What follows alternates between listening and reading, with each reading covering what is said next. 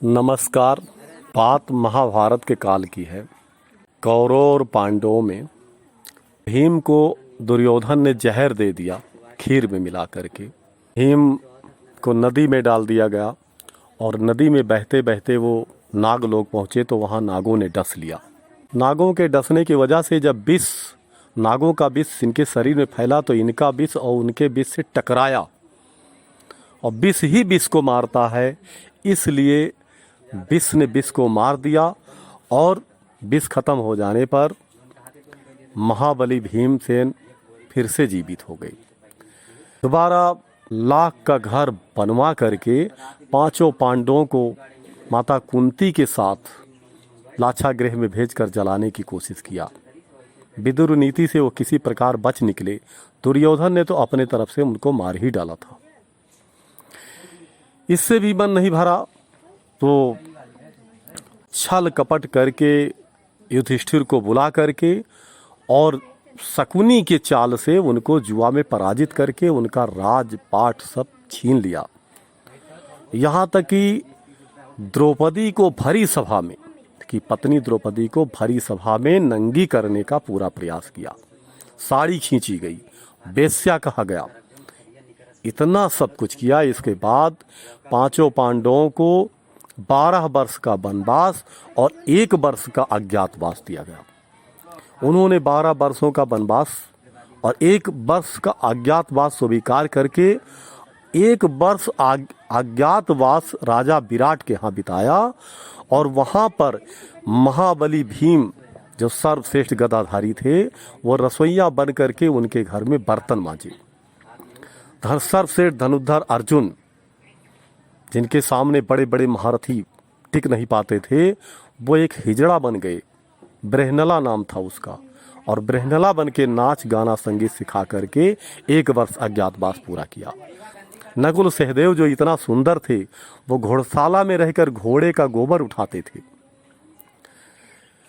धर्मराज युधिष्ठिर जो चक्रवर्ती सम्राट थे, उन्होंने कंक बन करके राजा को युद्ध क्रीड़ा सिखाना काम मिला उनको।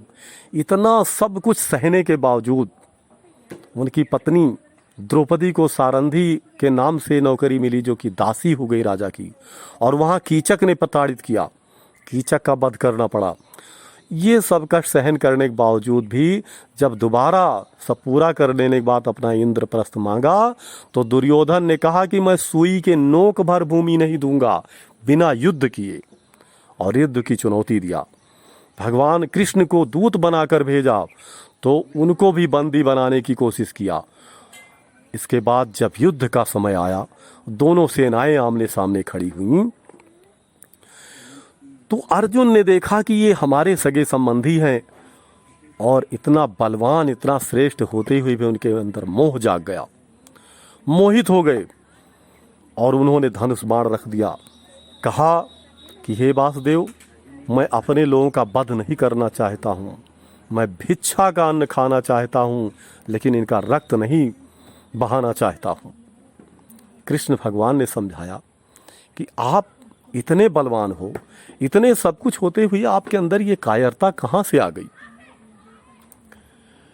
जो बातें आप सोच रहे हो वो बात उनको भी तो सोचना चाहिए कि ये भी हमारे संग संबंधी हैं। वो तो आपके ऊपर अत्याचार पर अत्याचार सब करते चले गए, और जब युद्ध का समय आया तो वही आपके सामने लड़ने के लिए खड़े हैं और अपने हथियार त्याग दिया।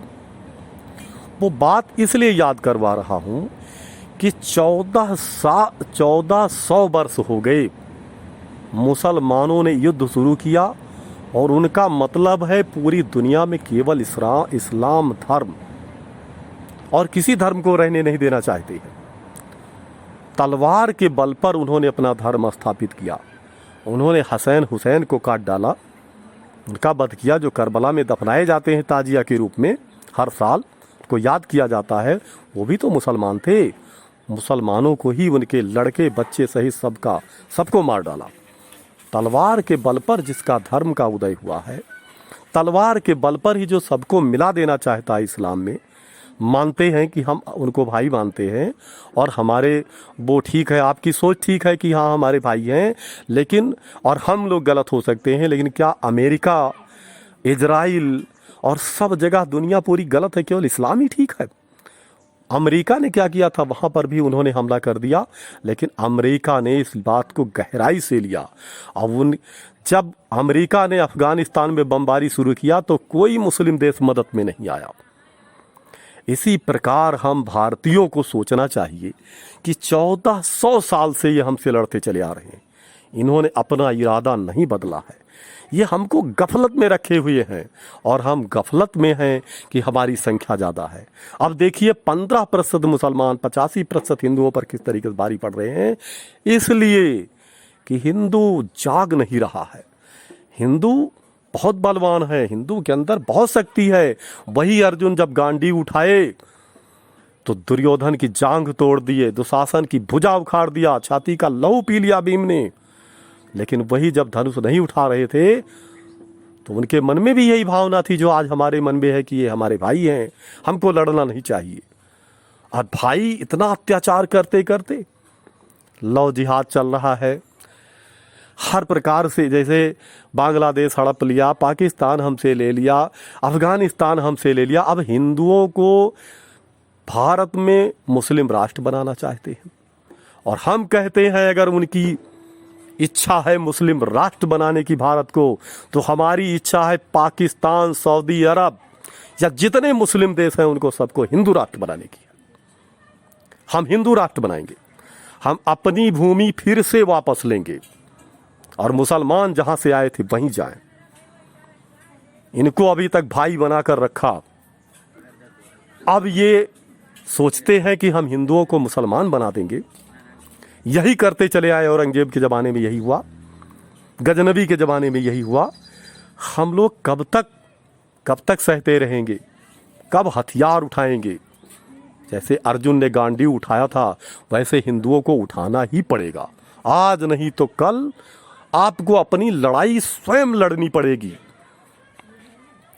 क्योंकि ये अब सीधे सीधे मानने वाले नहीं हैं। ये हमको गफलत में रह रहे हैं। हमारी बहन बेटियों पर इनकी निगाह रहती है। बहुत से हिंदुओं के लड़कियों को इनके लड़कों ने हिंदू बन करके और मैं प्रेम जाल माया जाल में फंसा करके विवाह किया और उसका धर्म परिवर्तन करवा लिया। अकबर ने नाता जोड़ा था राजपूतों से, उनके लड़कियों से विवाह किया था। क्या अपनी लड़की कभी उन्होंने हिंदुओं में दिया? ये कैसा व्यवहार था? क्यों अकबर को महान कहा गया? यदि हिंदू एक हो जाएगा, हिंदू जाग जाएगा, तो विश्व में कोई शक्ति नहीं है। महाराणा प्रताप जिधर घूमते थे उधर कोई उनके टक्कर में नहीं आता था, अपने भाले से चीर देते थे। अकबर कभी महाराणा के सामने नहीं लड़ा, कभी नहीं लड़ा, केवल उसने हिंदुओं को लड़ाया उनके सामने। 20,000 फौज 80,000 पर भारी पड़ती थी महाराणा की, और महाराणा हारे नहीं थे। इन लोगों ने झूठा इतिहास लिख करके अंग्रेजों के ज़माने में और हम लोगों को यही पढ़ाया कि हल्दी घाटी के मैदान में महाराणा हारे। अरे महाराणा हारे होते दिल्ली में राजधानी छोड़ करके आगरा बनाना पड़ता इनको, अकबर को। अकबर हार गया था और महाराणा प्रताप की विजय हुई थी। हम लोगों को गफलत में रखा जा रहा है। देखो पाकिस्तान हमारा इसी गफलत में चला गया, वो भी हमारी भूमि है। बांग्लादेश चला गया, वो भी हमारी भूमि है।